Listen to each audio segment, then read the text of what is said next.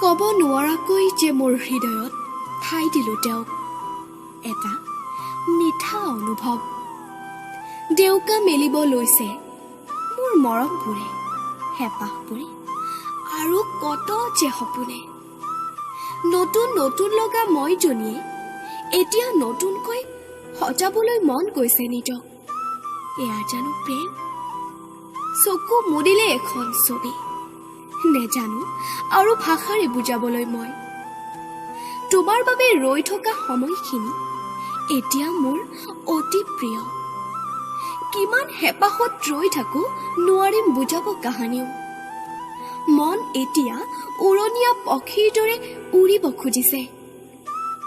এয়া বলিয়া বতাহজাকে উৰুৱাই নিব মোৰ ভাল পোৱাৰ গভীৰতাখিনি তোমাৰ কাষলৈ। এয়া জানো ভাল পোৱাৰ প্ৰথম সুবাস?